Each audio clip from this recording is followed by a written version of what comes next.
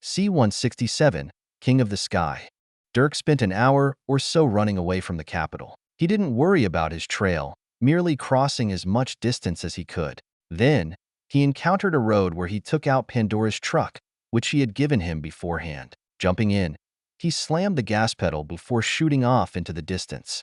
Like that, he drove for 6 more hours before diverting into the forest and going back on foot. Soon enough, he encountered a clearing. Within it was the Sky King, the spoils of their heist. He didn't say anything as he approached. Instead, he directly jumped onto the deck of the ship. With his strength now, jumping over 70 meters in the air was no issue. Despite the jump, though, he landed without a single sound. By now, his stealth and domain were retracted, exposing his existence. Up here, Dirk turned his head to the voice, finding Pandora waving at him from one of the staircases leading into the command center. He bounded over, entering the room and finding Exos and Nova inside. By now, Exos and Nova had become a part of their team. Pandora trusted Nova, whether that was because she truly believed in Nova's loyalty or because she had control over her life or death. And Exos had the key artifact, forcing Pandora to keep him close and maintain his trust. What had initially been a partnership between just them was now a team effort. From Pandora's plans, Nova was going to become what was basically an officer under their command. After all, someone had to fly the ship and take care of menial matters. Pandora surely wouldn't do it. And Exos now had real power. His processors would become an exceptional weapon once they were applied to destructive tools. And that was only the surface of his utility. His enchanting abilities were capable of revolutionizing the world, let alone bringing them greater power. Thinking about that, Dirk looked around the command center. The main table currently had a huge map displayed over it, one that had data on seemingly the entire world. Dirk was able to get a clear view of this planet's landscape. Of course, the data around the Empire was clearer than the data on other places. Regardless, it was all valuable. And around that table were all kinds of control panels. Currently, Exo's processor was in control of the entire ship, compiling all the systems into one centralized control module. It made it much simpler to operate. With enough work, they would simply be able to select a destination and fly to it with minimal operation. While it wasn't completely automatic, it at least wouldn't require an entire logistical support team. After he took a good look around, Dirk heard Pandora speak. I plan to pull some forces, a small team of people under my command from the Dark Kingdom. They'll be in charge of operating the Sky King as well as acting as a small support force. It's too much to expect that we can do everything ourselves, especially when there will no doubt be tons of lesser work to do. So we need some manpower. As long as you trust them, I trust that they won't betray me and do their jobs with reliability. That's all that matters. She smiled with hidden meaning, causing Dirk to shrug. He knew how Pandora operated. There was no need to ask about the obvious. Then we're going to pick them up? Yes, they're already on standby. All we're doing right now is ensuring that this thing can be operated without error. Exos, it's coming together. Exos responded as Pandora turned to him. He was currently tampering with the command processor which operated the entire ship, rapidly altering its programming. Just give me a few hours. Fine. Let me know when you're done. In the meantime, you can follow me for a tour. Pandora grabbed Dirk's hand, pulling him out of the command center. Like that, they descended into the main body of the ship. All the hallways were wide and built as if they were within a home, not an airship. Dirk half expected it to be built like a boat with metal interiors and airtight doors. But instead, there were wooden floors and walls, lightning in every corner, and the occasional decoration. The only odd thing Dirk noticed was how there were many paintings, most of them being portraits of the Emperor and some other notable figures of Horizon. But that wasn't the odd part. Instead, he saw that every painting they passed was tilted, all in the same way. Why are the paintings tilted? Why not? I think it looks funny. Dirk looked at Pandora weirdly. Was that really necessary? Shaking his head, he walked with her until they reached what seemed like a residential area. There are many rooms inside this airship, most of them being no less luxurious than what you would find in a mansion. And there's a master bedroom that I reserved just for us. Come look. Saying that, she stopped at a large set of doors at the end of a large hallway. Pushing them open, they entered. Dirk saw a royal bedroom fit for a king. And perhaps this really was built for the Emperor himself. It was equipped with everything they could ask for. There was an entire bathroom along with all manner of supplies that they might want to make them comfortable. Dirk really thought he was in a mansion and not a flying fortress. Pandora smiled. I set all this up during my time at the facility. The inside of this ship was all barren when I first inspected it. So over time, I convinced the overseer to start fitting the ship with the intention of giving it to the Emperor. This was supposed to be his flagship, but little did they know that the hundreds of thousands of gold that they sunk into it over just half a year was all merely preparing it for us. No wonder he was so mad. Well, he has trauma from being robbed, Dirk muttered, thinking about how frequently Geralt stole from Master Shang during his time at the academy. Thinking back, it was rather hilarious. But Dirk still felt a tinge of pity for the rich alchemist, especially now that they had stolen what was perhaps his greatest project. He would no doubt be in serious trouble, not that there was much anybody could do about it. From start to finish, Dirk and Pandora had been too ahead of the game. Half a year of planning and preparation allowed them to steal the Sky King in less than a minute from the time they alarmed the overseer to the time they left. It wasn't enough time to react, because not only was the Sky King itself impossible to chase over long distances, but who could guess that the Sky King could actually be stolen?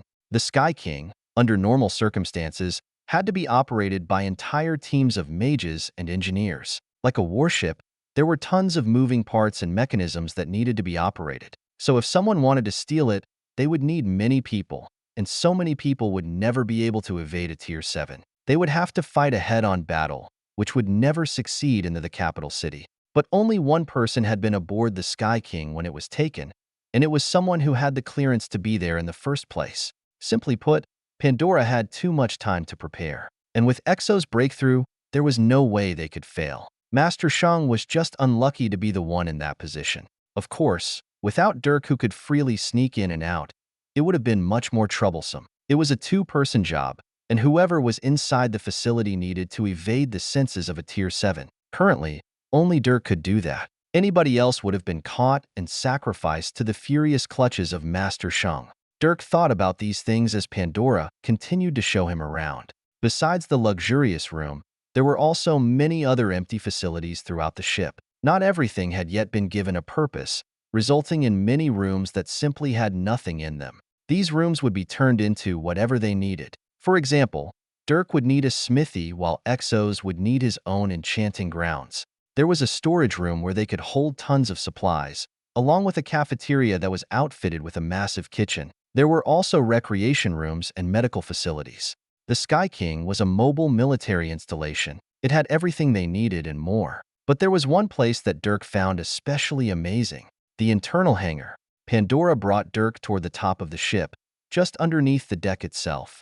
After going through a door, Dirk entered an entirely new deck of the ship. It was the hangar deck, and he immediately noticed several things. First were the vehicles stationed within. Not only were there multiple lands vehicles of different types, but there were also small aircraft that looked like jets.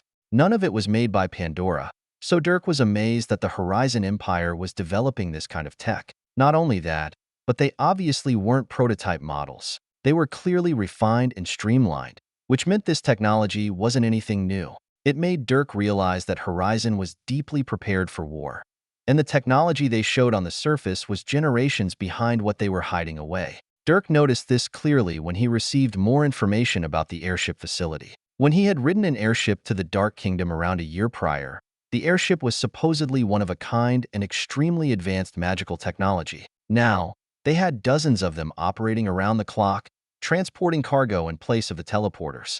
Emperor Horizon had hidden his cards deep, which made it look as though the Horizon Empire suddenly exploded with technological might when the war broke out.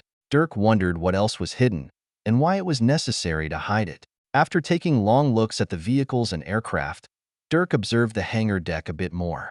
Its ceiling had a very clear segmentation, which meant that it could open up and release the aircraft inside. There were also platforms that could lift them up and a massive gate on the side that could lower down, creating a ramp for the ground vehicles to exit. It was almost identical to an aircraft carrier from Earth.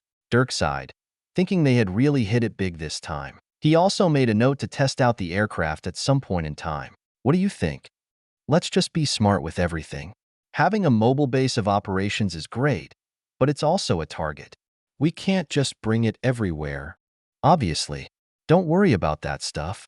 Just enjoy the billion-dollar equipment that someone of your skill level rightfully deserves. Also, throw one of those aircraft into your pocket ring. You should take one just in case. Dirk hummed with a small smile, walking over and touching one of the aircraft. It was called a Wasp, and it reminded Dirk of some futuristic drone designs from Earth. With a touch, the entire thing, which was about 25 feet long with a wingspan of 15 feet, disappeared into his pocket ring. He had monsters almost as big inside, so this aircraft could fit just fine. At that moment, both of them felt a small quake. VRR. The Sky King vibrated before lifting off the ground, causing Pandora to nod. Look like Exos is ready. Come. We have one more stop before we can finally this land. With those words, they made their way back to the command center. There, Exos was operating the command processor, making the ship fly. He spoke while smiling toward Pandora. It's ready. Good work. Now, let's plot a course. Just enter the coordinates into the map. Since this thing flies, it's easy to just chart a straight line. As for landing, I should have it programmed before we arrive. Sure. Pandora shot him a satisfied smile before going to the map and entering some coordinates. Soon enough, the destination appeared along with the path to get there. Their destination was near a frontier city in the Dark Kingdom. By car, it would take them 2 weeks to get there. But now, it would take no more than a day. Not only was the Sky King faster, but it could fly constantly without rest. The magic reactor was composed primarily of a Tier 8 air mana crystal. And this crystal wasn't simply a consumable fuel source. Because the crystals came from a being at the height of individual power, the mana crystals that came from them were logic-defying. Basically, it had nigh inexhaustible power. It would passively regenerate its reserves endlessly, while being able to expel massive amounts of power at any given time. However, it was augmented by some Tier 7 mana crystals as well. With these and the feedback system they were placed in, the Sky King never had to refuel. The only thing to worry about was maintenance on the containment systems. But that was an issue they couldn't nor needed to worry about right now. Before long, the ship lifted off and rose into the sky. Its enchantments also activated, creating a barrier of air mana that enveloped the entire ship. After that, the sides of the ship trembled, revealing a massive pair of wings that unfolded. The wings were formed of huge layered metal plates and covered in dense enchantment formations that glowed with power, making it glow a vibrant gold like the sun. Their shape was similar to dragon wings. When the ship was well above the forest around them, the thrusters on the back of the ship lit up with power. Dirk's body jolted for a moment before being secured by the spatial magic of the ship, preventing him from falling. And just like that, they shot off in an arc higher toward the sky. From the command center, Dirk could see everything above and below. He watched as the ground and trees became smaller in his vision. Soon enough, they rose above the clouds and continued on before settling at an altitude of about 40,000 feet. Normally, planes that could fly this high would be armed with hundreds of instruments and mechanisms that allowed them to survive the hostile environment that high in the atmosphere. But with the overwhelming power of magic, they could just brute force their way through everything. Who needed to worry about the freezing temperatures of atmospheric flight when your entire aircraft was surrounded by an isolated air bubble? An air resistance? What was that? Dirk marveled once again about how amazing magic was. When compared to science, it made things almost too easy. Then again, applying science to magic seemed to create an even bigger monster. Exos had already proven that with his processors, which combined both scientific and magic principles that could overwhelm even the toughest security enchantments with a far inferior power level. All right, help me prepare. My troops have already gathered any and all supplies necessary for the next couple years. Once we land, they will load and we'll be off.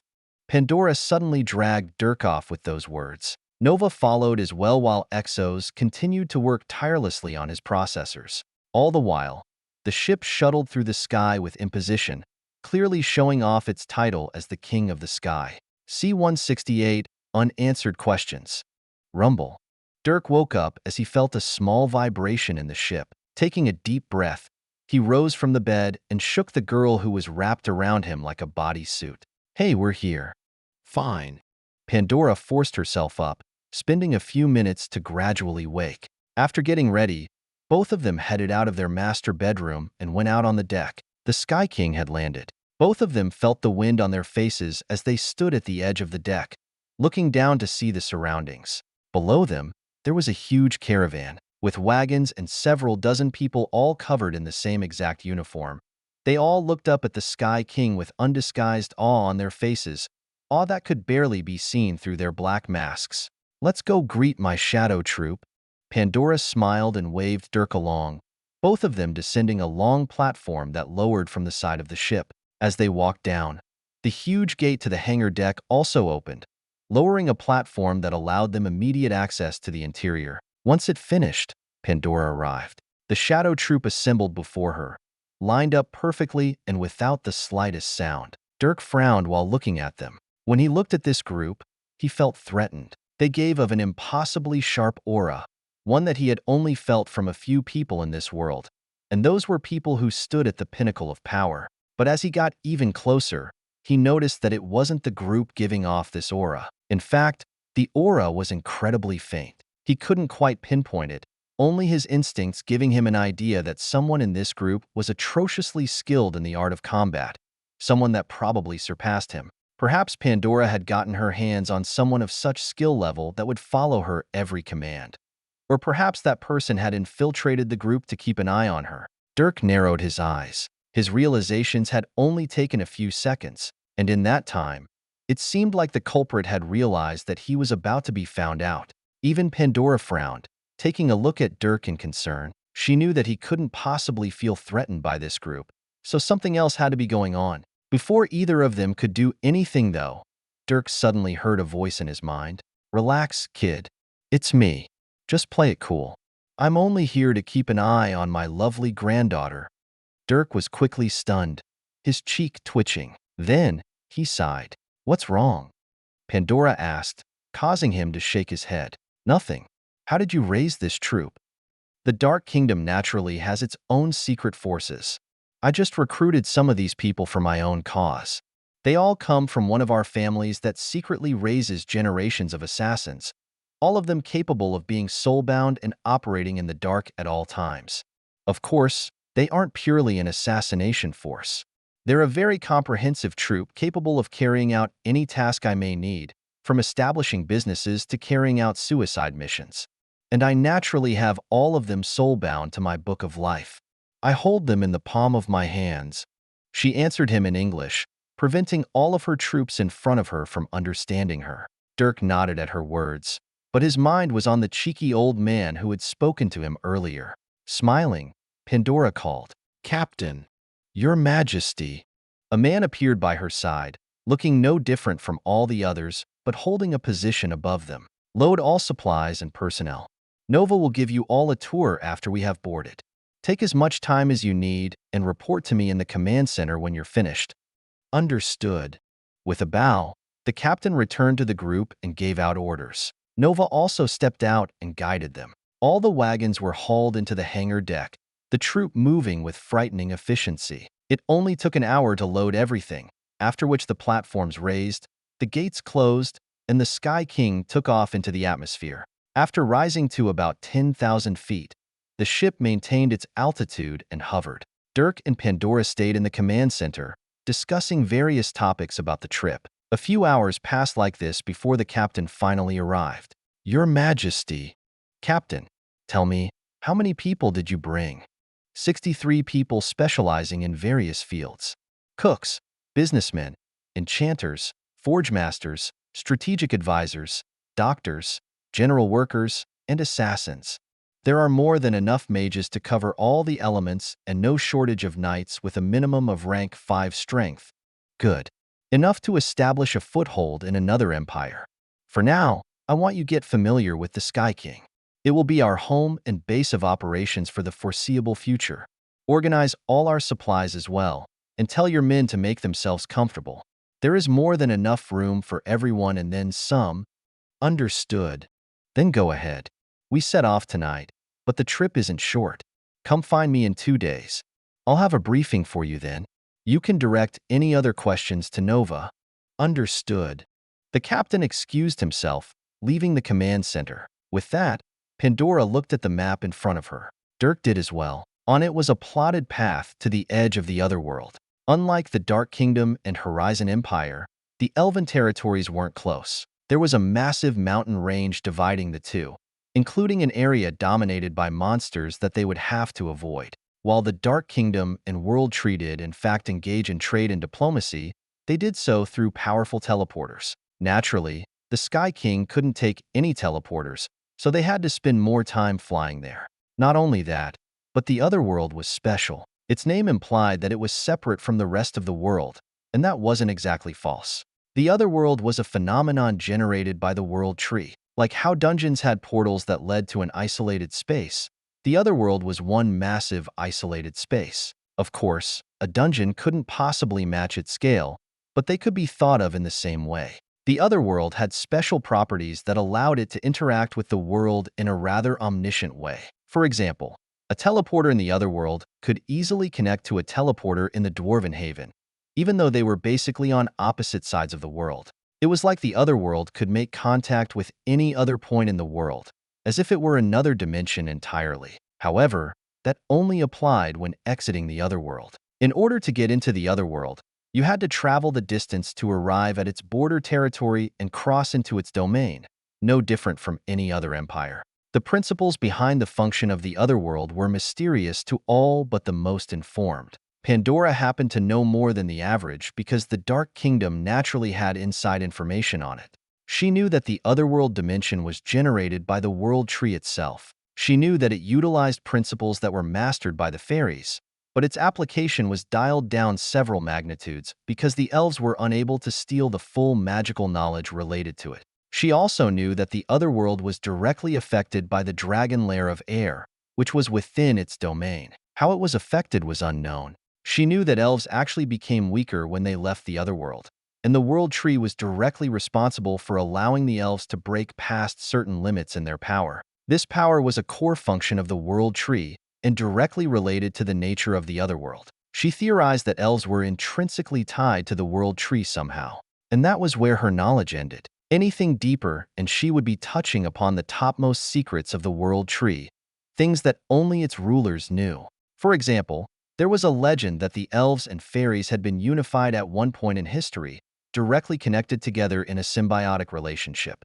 This was where familiars had come from. It was a contract between a fairy and an elf that raised both of their power levels and could even combine their affinities. But there was a civil war, and the World Tree was established after the two races split. The fairies also disappeared from the world. To actually make contact with the fairies was extremely difficult now, and the legend stopped there, leaving many unanswered questions. Why didn't the power levels of the two empires fall? How did they survive without each other? Where did the fairies go? What is the World Tree, and how did it come into being? Why did they have a civil war in the first place? These were all questions Pandora wanted to know the answer to. To know them would give her power and leverage over both races. It could also grant her even more personal magical power. It was known that elves were fantastic mages, having a much higher average affinity for the elements than humans. Only dwarves could match them, but they were more specialized toward the earth and fire elements.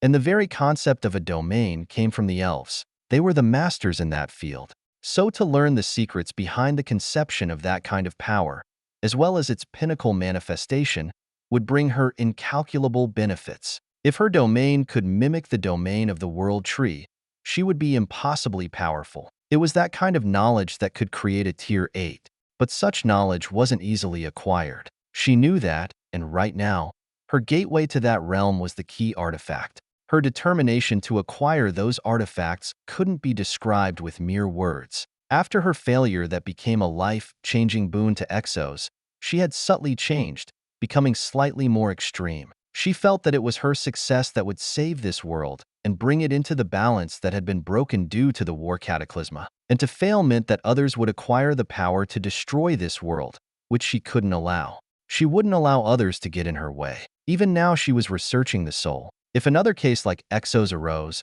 she wanted to be able to extract the key artifact souls from another person. She didn't care if she had to destroy their soul in the process. The key artifact would be hers. Of course, those waters were too deep for her right now. She was barely scratching the surface, and she knew that she needed Dirk's help as well. They both had pure souls, and only they could poke into the deepest secrets of the soul and analyze it. Plus, she had a feeling that the light and dark elements played an equal part in the construction of the soul, alongside anima. She couldn't do without him, but it was insurance for the future. She now knew that failure was a very real possibility. There was no such thing as over-preparing. Nothing short of wiping out entire empires would stop her. But until then, she simply needed to get into the other world and acquire information. The first step was finding the key artifact, and perhaps just as important would be inserting herself into the faction conflicts surrounding the war. The Sovereign Church and their desire to sabotage the dragons.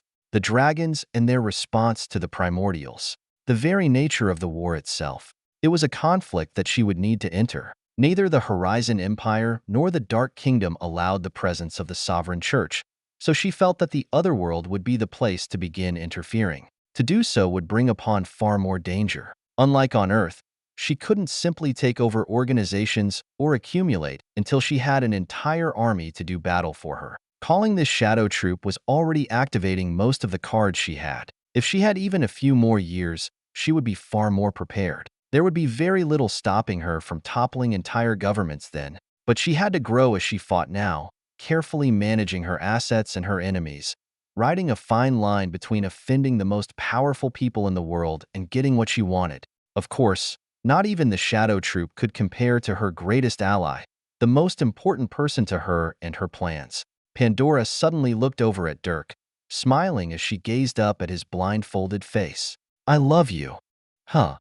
Dirk was confused for a moment before Pandora lunged over and kissed him. To the side, Exos didn't even notice, while Nova felt her eye twitch inexplicably. All the while, the Sky King shuttled through the atmosphere, flying them toward those deep waters full of terrible conflict and constant danger. She was excited just thinking about it. C-169, Void Steps.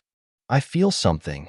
As she walked down the street, a young woman spoke hesitantly, as if doubting her own words. She was a mystical beauty, her body shrouded by a layer of foggy distortion. It was difficult to concentrate on her. But that facade only lasted a few moments before disappearing, her figure returning to normal. This time, she looked a bit more average, not particularly standing out compared to everyone around her. It was only her eyes that remained as mystical as originally. They were large and vibrant, her left eye flashing with gold and her right eye flashing with a bright blue. And the man next to her, having heard her words, gasped in dramatic concern. The large hat on his head swayed with his sudden movement, the singular massive feather sticking straight out, its top fluttering. The rest of his clothing also flowed with his limbs, robes with colorful layers that made it seem like he was trying to make a fool of himself.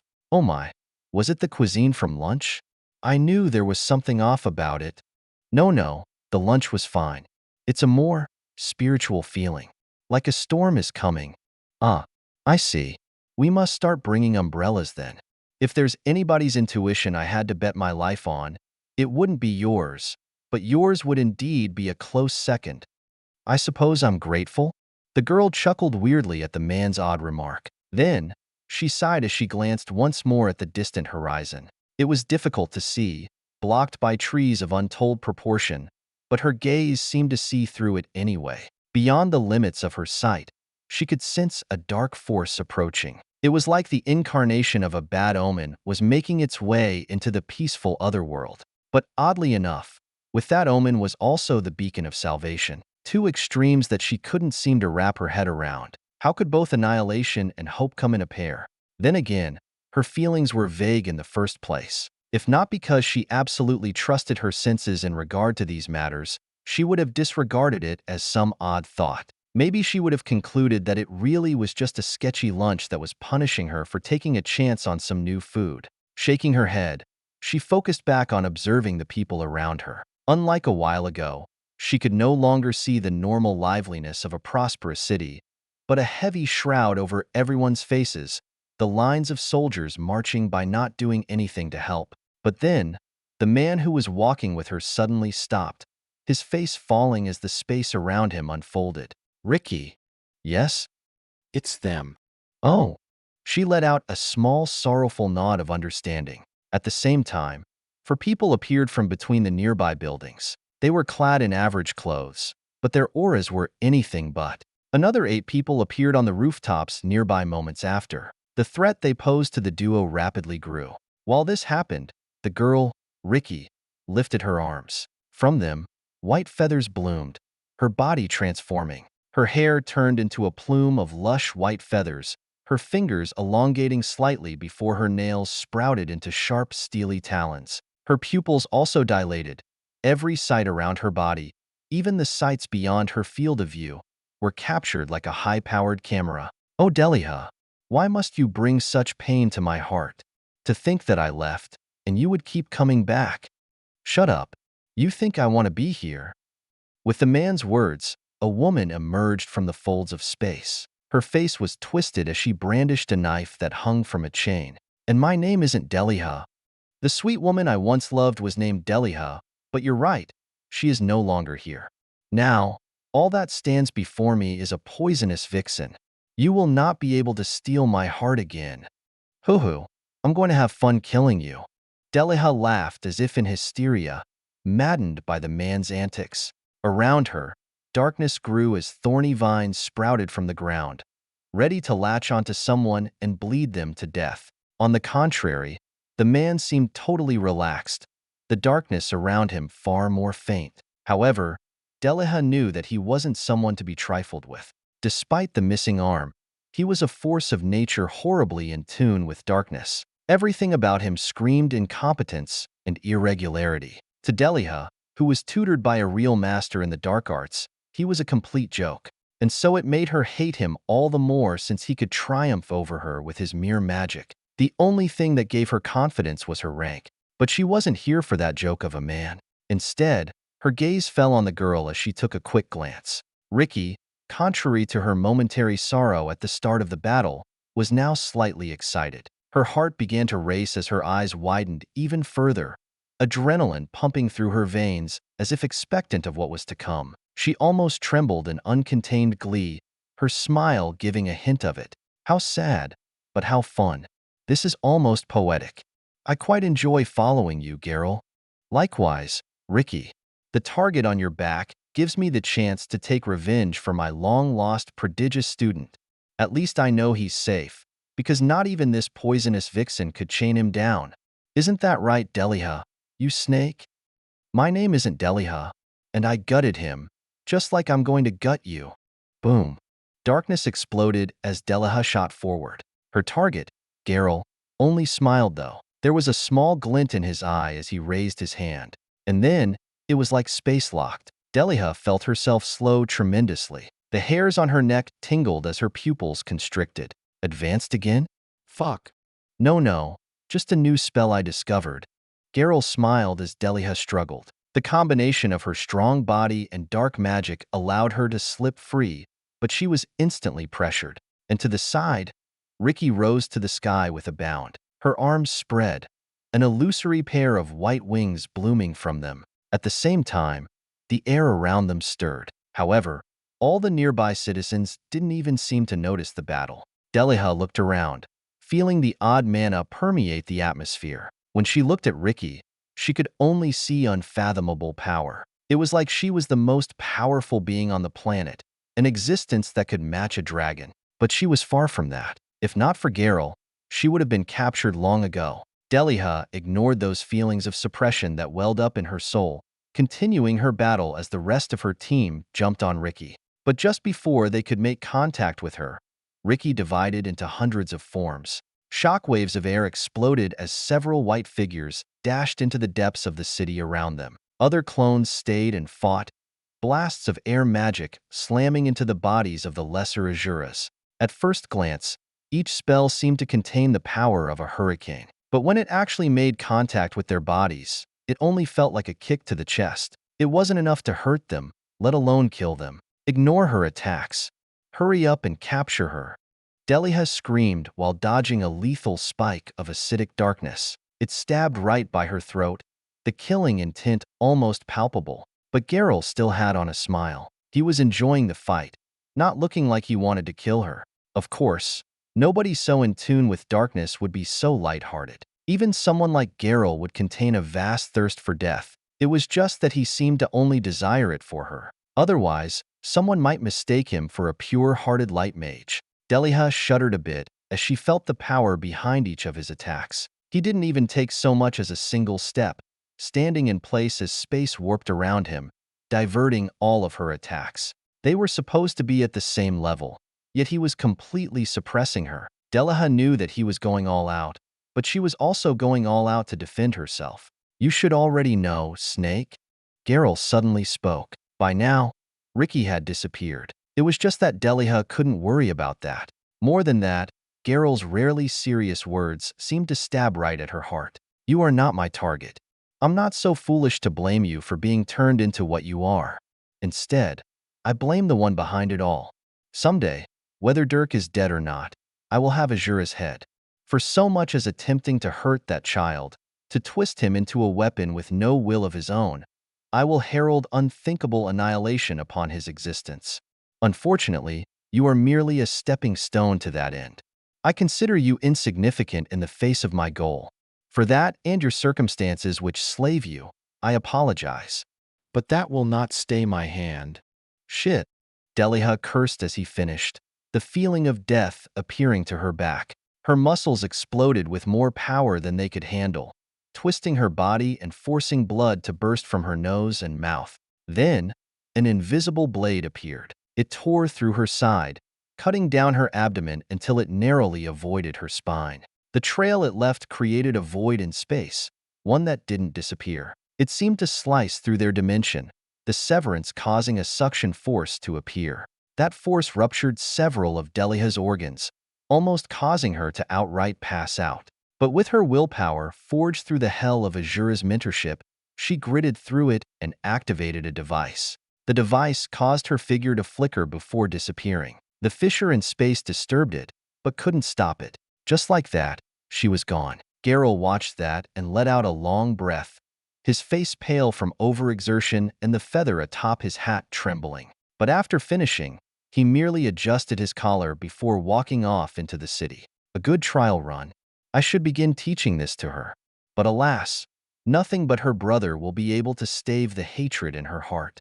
Goodness, my wonderful student, where might you possibly be? We could use the grace of your presence soon. Oh no. What? Dirk suddenly looked up, his face marred with a frown. Pandora looked at him curiously. They were both studying their magic in their room. Dirk trembled just slightly. "We should turn around." "Huh, what's up with you?" "The other world contains a great danger." "What? No way. How could that be?" Pandora gasped in horror, her chest recoiling in shock. The sight caused Dirk to barely hold back a chuckle, but the dark feeling he just got was still vivid. It faded after a few moments, but it still made him uneasy. "I just had a feeling, and I wouldn't necessarily call it danger. Just a bad omen." "Well, we're going in blind. I can't give you enough knowledge to reassure you, but I at least know that we'll be prepared to react." "Sure."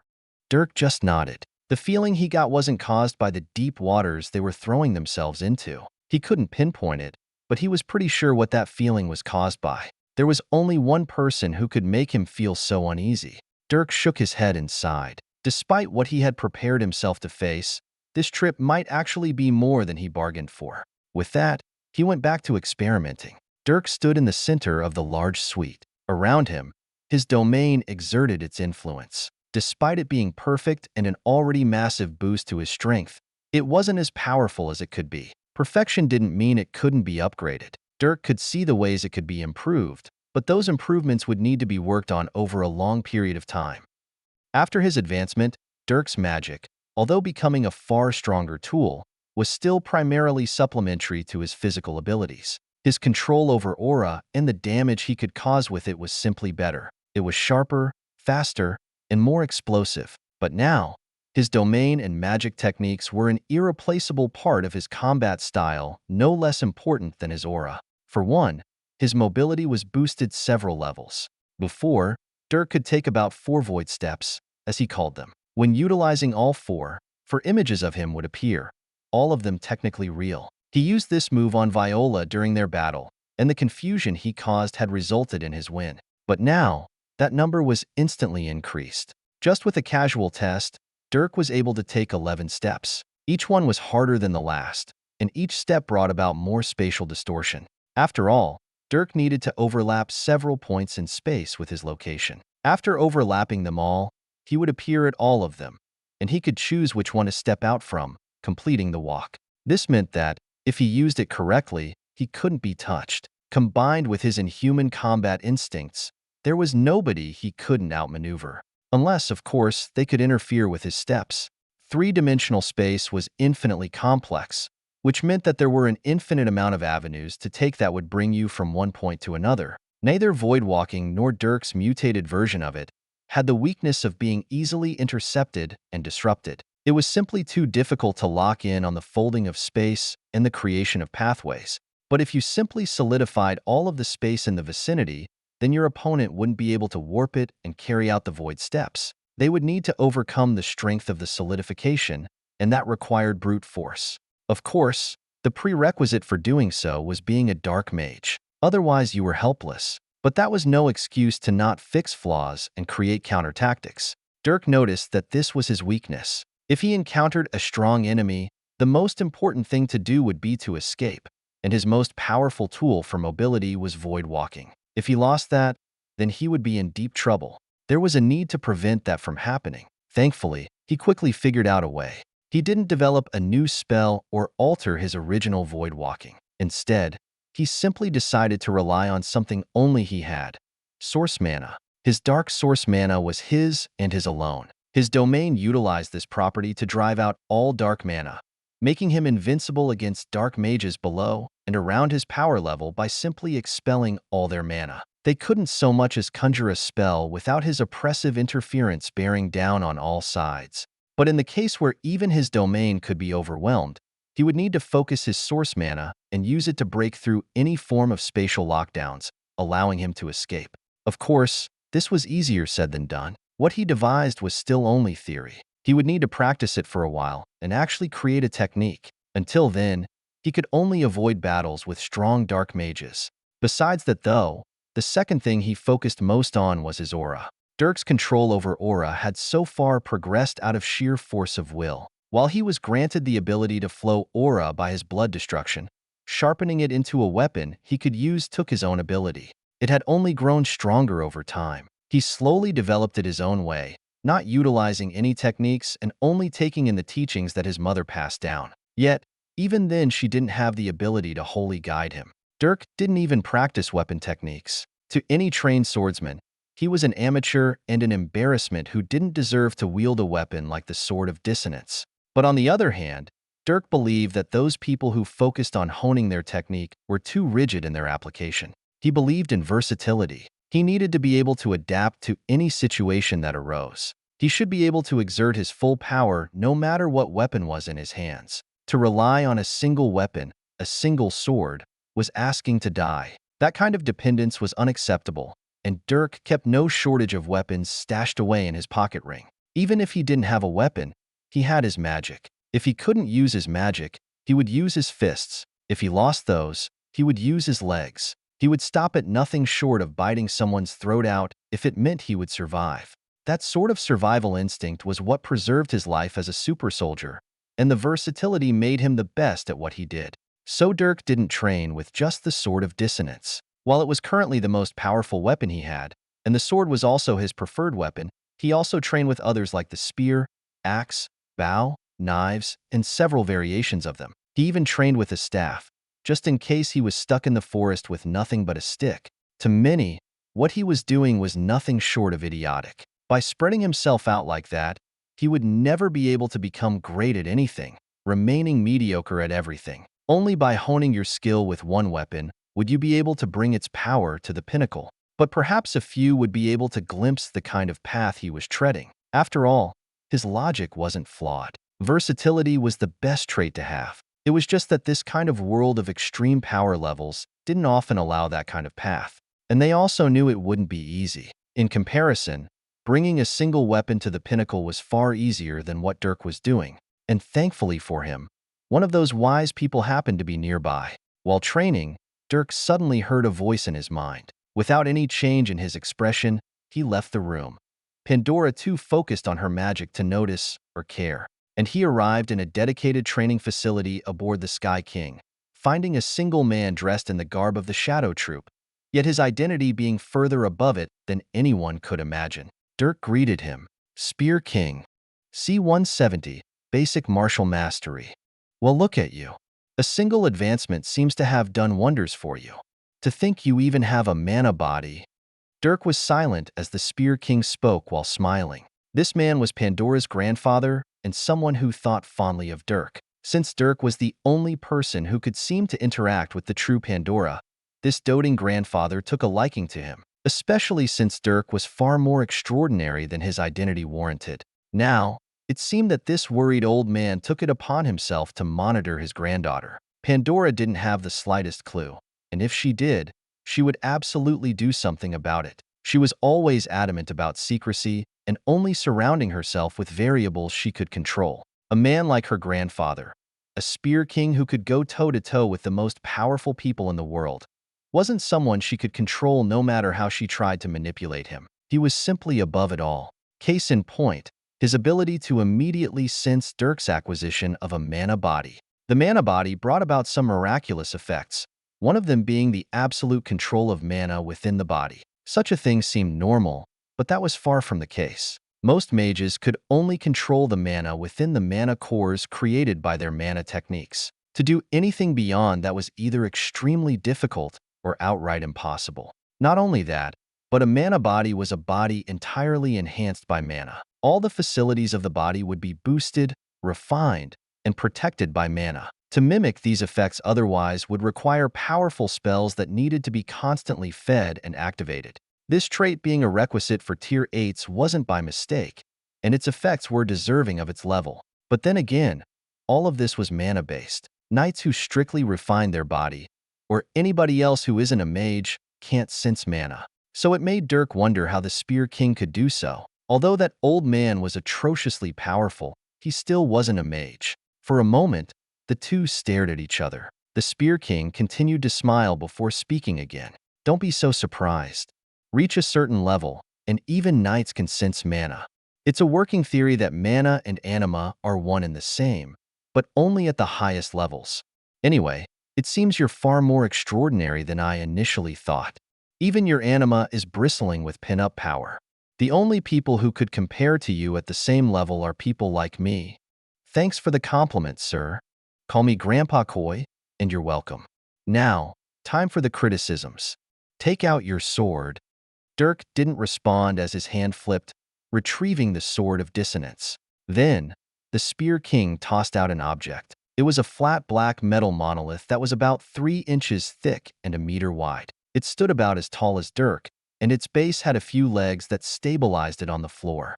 He pointed. Use your sword and strike straight down on the top of that monolith. Utilize all of your strength outside of mana. All right. Dirk readily nodded. Any training from this man, Grandpa Koi, was unbelievably valuable. Standing square to the board, Dirk raised his sword with 2 arms. The Sword of Dissonance was incredibly conductive to anima, so aura had no issue being pushed through it. If anything, it enhanced Dirk's control, acting like a guide. And all that wasn't even mentioning the enchantments that utilized dark mana. But Dirk stuck strictly to anima. Not an ounce of mana left his body as the sword glowed with a golden aura. The tip of the sword let out a ribbon of gold as it swung down. The entire blade's edge also flashed, letting out a soft light that seemed to be exploding with power yet being completely constrained to a small space. And then, the sword collided with the metal, letting out, shockingly, no noise. Dirk's sword sunk about an inch into the metal before grinding to a halt. The only sound that came then was from his hand slipping off the handle of the sword as the impact sent shockwaves up his arm. Dirk frowned as he felt a few bones in his palm fracture. Considering how much stronger he had become, hurting his palm like this was shocking. He didn't even use lightning to multiply his strength or speed either. If he did, his hand may have exploded. Stepping away, Dirk saw the sword stuck in the top of the board. Not long after, though, the board morphed and spit the sword out, the blade falling to the floor as the metal healed itself, returning to normal. Dirk's eyebrows raised. If he could make armor with that material, half decent, coming from a relative perspective, Grandpa Koi suddenly spoke, rubbing his chin. Coming from an objective perspective, everything about what you did is horrid enough to make me vomit. Your technique is disgusting, and your manipulation of aura is non-existent. The only two things I'll give to you are your amazing ability to brutishly bend your aura to your whim and the control you have over your body. But that's about where your qualities drop off a cliff. Thanks. Dirk only responded with that. To be complimented at all was an achievement, and he knew that. He was under no impression that he could compare in any way to this man.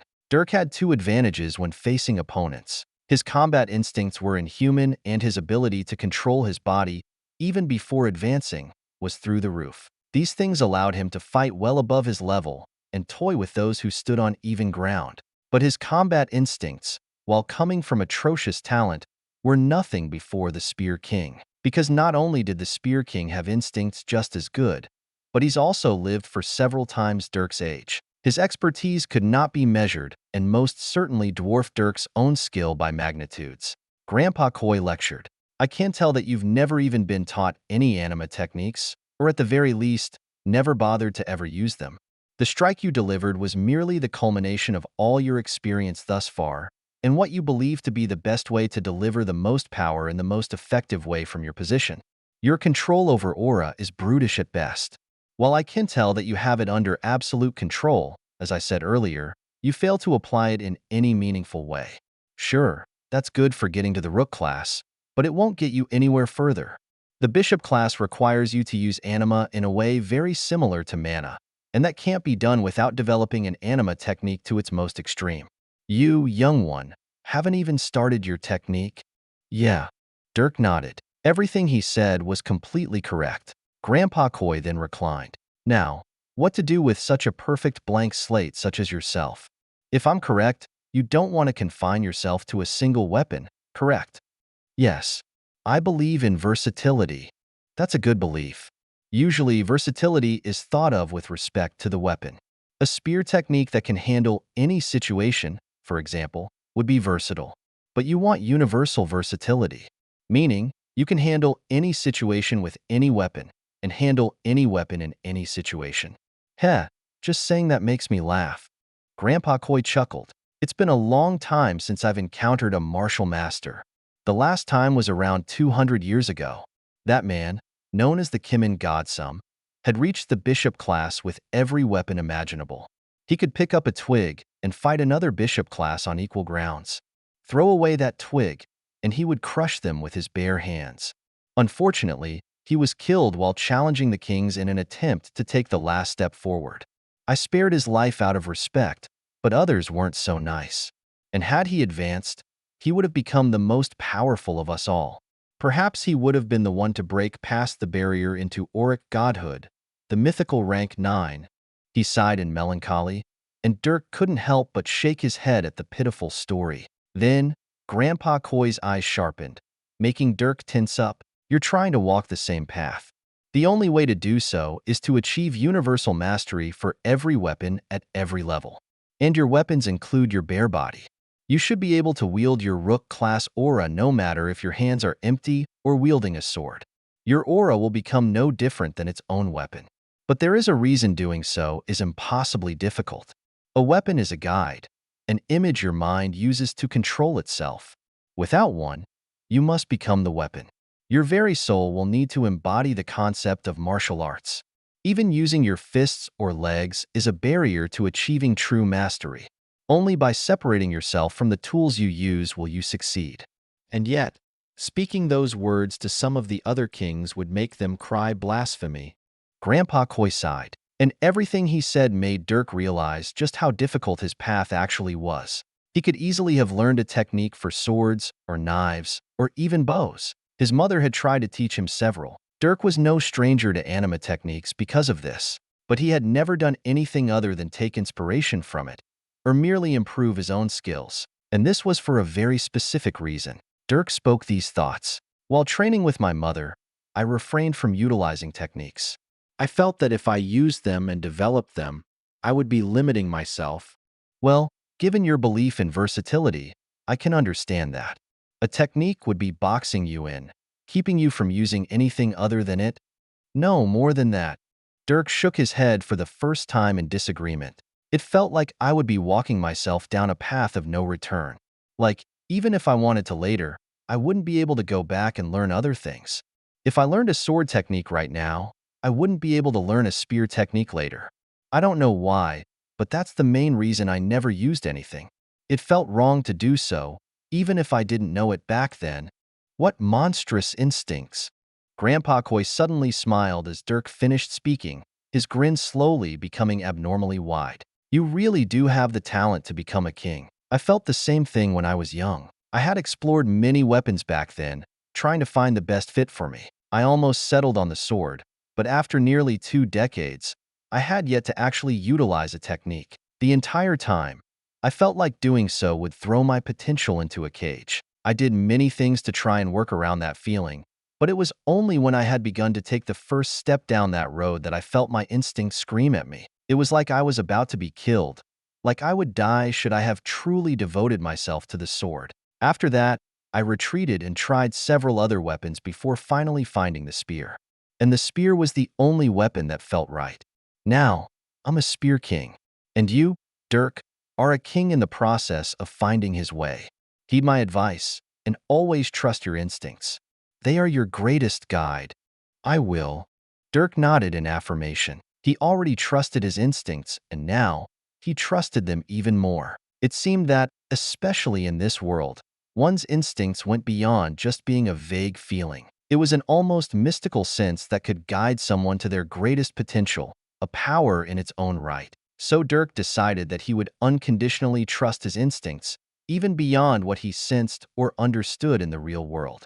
In that moment, he felt like he had been relieved of a small burden, one that lightened his mind. Recently, Dirk felt like he had been thinking too much. Being around Pandora and all her schemes, he had been trying to keep up, trying to utilize logical deduction to understand her crazy plans or actions. But now, he decided that he would no longer do that. If his instincts really were the powerful guide that they had proven to be, then he would just follow them. They would lead him down the right path. They had done so thus far, and they would continue to do so. He didn't doubt them. Because of that, Dirk felt like he had a sudden inspiration. Raising his head, he turned to the metal board. And then, he stood in front of it before throwing out a punch. Wham! It landed solidly against the metal, blood dripping from his fists as the skin over his knuckles split. Then, he punched with his other fist. Wham! More blood came down as his skin instantly worked to seal itself and stop bleeding. Only a few drops went down his fingers. But Dirk didn't stop punching. His fists repeatedly delivered blows, and it wasn't long before they became almost purple. Grandpa Coy watched with interest. Each time Dirk punched, he could see the invisible aura around his fists fluctuating wildly. Even the anima in the atmosphere followed with his movements and impacts, and with every punch, his control over aura was refined. At first, it was like he was a beginner, but it only took a few minutes before he was looking like an expert. After half an hour, anima no longer whipped around his arms. Instead, it all flowed through his muscles, the anima in the atmosphere gliding along his skin, and all of it impacting onto the metal like a jackhammer. Boom! The air exploded as his fist came down, and after Dirk arrived at this point, he stopped. Suddenly, Grandpa Coy stepped forward. He did away with the board and faced Dirk. Dirk didn't even speak before suddenly throwing his leg out. Whap! Like a whip, it slammed against Coy's arm. He did nothing to counterattack as Dirk continued to throw out kicks of varying angles and from different positions. Like with his punches, Dirk constantly refined his skill, as if starting from scratch. Gradually, he picked out what he felt was the best technique. He didn't care about the end result of his blow, only that it felt best. Of course, he still had his entire life of experience. Dirk called upon it, trying everything and making sure that what he knew of martial arts was correct. Some things, he threw out. Others, he integrated them and focused on them more. Like that, each of his kicks went from snapping like whips to hitting like a freight train. Of course, Grandpa Coy wasn't moved in the slightest, but he was still smiling wildly. That's it. Now fight. Suddenly, he threw out a spear, which Dirk caught. They then both thrust out, their spears colliding. Dirks naturally recoiled, as if slapped away like a child. His blow looked sloppy, like he was just swinging around a stick. He had very little real experience with the spear, but now, he had the world's greatest spear expert right here. And the Spear King taught him through battle. When Dirk thrust with the spear, Grandpa Koi would deliver his own violent blow that overwhelmed Dirk's own. But those blows didn't simply suppress Dirk's. Instead, they seemed to guide Dirk toward the correct path. Where Dirk felt the most resistance was his wrongdoing, and where Dirk felt powerful was his success. Like this, he continued to stab and slash until his blows began to feel correct. Grandpa Koi shouted after almost 4 hours had passed. You must learn the absolute basics. You needn't learn techniques, not until you've learned the most fundamental principles of every weapon in this world. And when you get to the point where merely picking up a weapon affords you complete knowledge on how to use it, you will have achieved basic martial mastery and can then move on to true techniques.